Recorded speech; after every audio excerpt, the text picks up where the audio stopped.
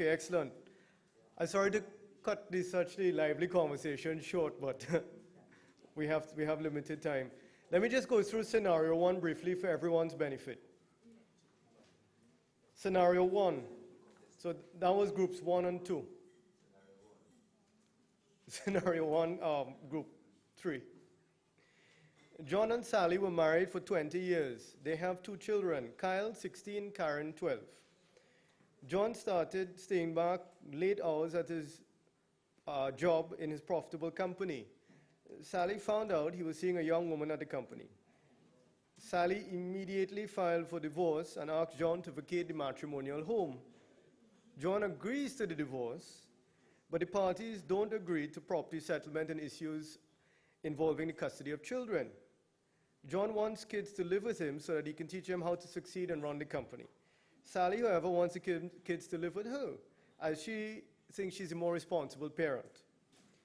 Sally, however, owns half share of the company and is threatening to sell her half share to John's main competitor. Both parties are now before you, a certified mediator, to assist you in a resolution. So can we start off with group 1, spokesperson? What were some of the advantages, or why would you, in this particular situation, go for caucusing? Sorry, I didn't. Is it on? Yeah. I'm sorry, I didn't really take notes, so I will ask colleagues if I miss out anything, just prompt me. The approach that we took here is that matters involving the breakup of a marriage between 2 people and the range of emotions involved in that, it was a human person-to-person relationship, as well as the fact that there are children involved. We noted the fact that the children were still both minors. Had they been 28 and 29 years old, it would be somewhat different, perhaps a little easier. So there are 2 minors involved, which the law sees in a particular way if it goes to litigation. We thought generally that most decidedly this matter was ripe for caucus as a strategy, as a tool that the mediator could use for assisting the parties to reach to a settlement. There was some little divergence of views in terms of the choice that the parties, again, if I'm misrepresented, let me know, the choice that the parties had in terms of going to a caucus or not, or whether it's a strategy that the mediator has in his armory, so to speak, to assist in guiding the parties towards a settlement. But nevertheless, we are in caucus. So we also then looked at what are the issues involved. Are they clearly defined at this point in time in the mediation? And we thought that, yes, they were. Now, it's a little role play, so we're making a little, interpreting the very brief guide, perhaps a little liberally. So we said that there are 2 main issues: the division of property, which we considered as mainly being the business, maybe a house and other property also, but mainly the business, and the question of custody of the minors. So we thought, again, that the issues are clearly defined, and this matter was definitely ripe for settlement through the process of caucus. So that when you would have one party in a private caucus session, you would, just go after particular defined issues? Is that the approach of the group? No, I think we saw that, again, it's an exercise, so our brief mentioned these. There may be other issues, so that's what we come into. So we thought that in caucus, it would enable the mediator, again preserving, we again concurred that we would adopt the approach that we would maintain confidentiality unless permission was given otherwise. So we're in a strict confidentiality setting. It would give the mediator the opportunity to reveal the underlying issues that particularly affecting both parties, but we noted that the wife was interested in selling her 50% shares in the company not putting it on the market or to get an arbitrary buyer, but to the main competitor of the husband's business, or of their business.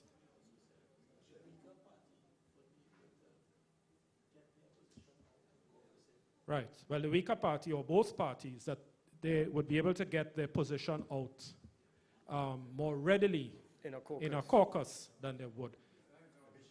And you can give him the mic, that's fine.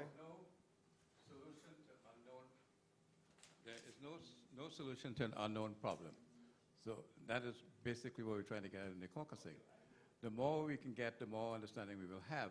And I think here, for instance, the point he's now raising in regard to selling it to the competitor, is there some emotional stabbing you're trying to get at? Right. You want to bring that out? Now, you guys also had a variant that was... Can you just read out the variant before you address it? I just wanted to make a point before we go on to the variant, please. Yes. We have to remember, too, that the parties didn't come to caucus, they came to mediate. So you would make that point clear up the road that they have an allowance to caucus, and your introduction will be very important, you know, whereby you make your ground rules and so on. You let the parties know that they have an opportunity to caucus, and each person will get an opportunity.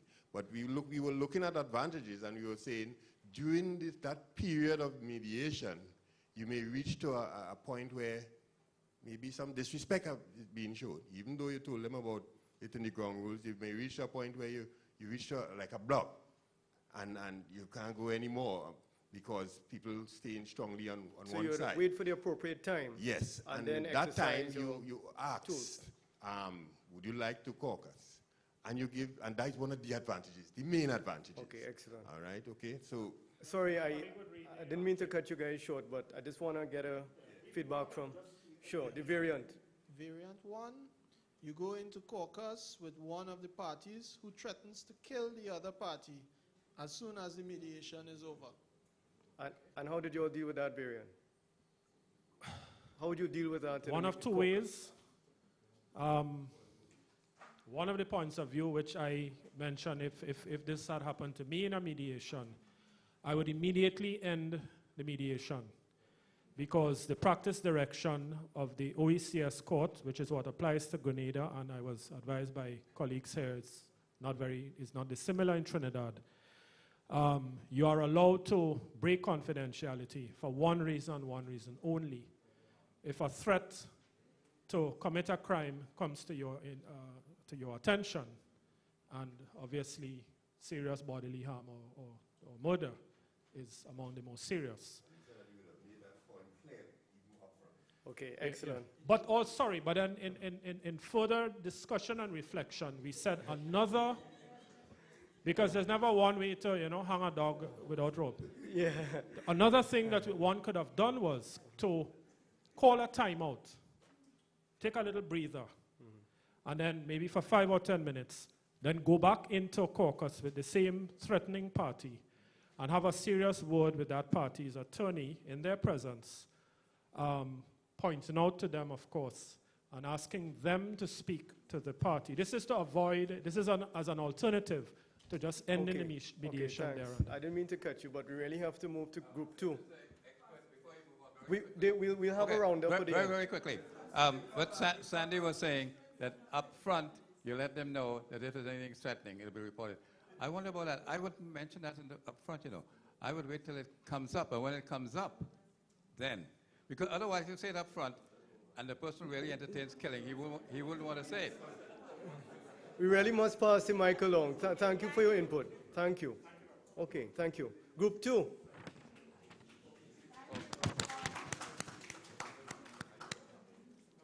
Good afternoon. I couldn't dodge speaking today. So. Yes, Mr. Fortin, let's hear. Yeah. We reviewed the case as well. I'll keep it brief. Some of the risks we said to call in a caucus or even engaging in one as mediators would include, as discussed yesterday, on the understanding model, you want to really keep both parties confronting each other with the issues and how they feel about the matter without any break of momentum. We said it would be important to keep that dialogue going, and sometimes that interruption may cost the momentum. There's the potential for bias as mediators. One, in the first instance, each party may be seeking to influence the mediator in the caucus session to come to their side or have some additional information that they may share that may cause the mediator to, be human about it. We talked about the potential risk of the gender of the mediator and the perception by the other party. Could be a young lady that may cause some issues for the wife, etc. And these are all real risks to put into the mix. Sometimes staying neutral and in the room may help both parties establish some level of neutrality or reinforce the neutrality of the conversation. A very good point was that the kids are one of the central conciliatory matters, and sometimes keeping them around the issues and in that room together and reinforcing the fact that there are kids involved and the custody of those children is a topical discussion may assist in keeping the parties dialoguing. The risk with caucus as well, especially if parties want to maintain confidentiality, is that there may be issues material to a solution that in the caucus you are now constrained from sharing with the other party, and now you're stuck as a mediator because you now know a material fact coming to the table and you're bound by that. The material fact coming to light in the caucus. In the caucus, yes. And you're prohibited, of course, from carrying it further, and you see the end in mind and you can't move forward. You run the risk, of course, of entering into the caucus without understanding the power imbalance and the perception of which party went in first, how the other party would interpret that, and you've actually now pretty much set up yourself to an unknown variable of what's in the mind of the parties.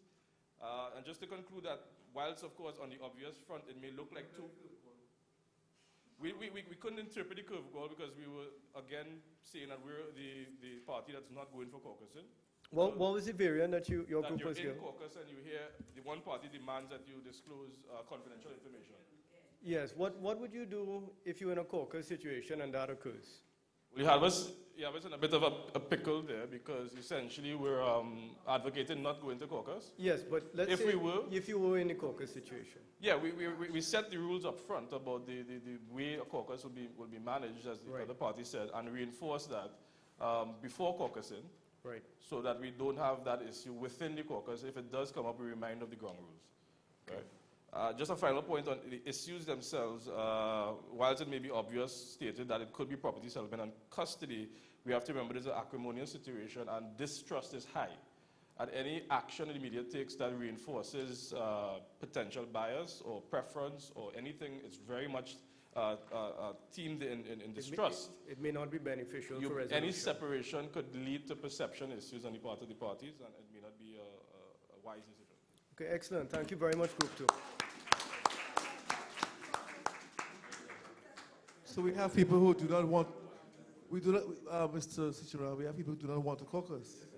It doesn't seem to be a deal or no deal. Let's hear what the deal is here. Okay, Group 4, let me just go through the scenario very briefly for Groups 3 and 4.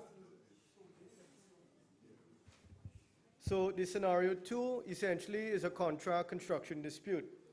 ABC Limited is a contractor working for the government of the Republic of Peace Nation with a working relationship for 20 years. ABC was awarded a multi-million-dollar contract to build the country's new museum, which it has completed and has put in its request for retention monies to be paid on completion.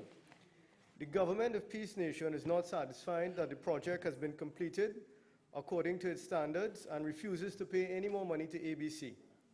Further, the project went over the time period for completion and over budget. Peace Nation claims it has no more money allocated for the museum.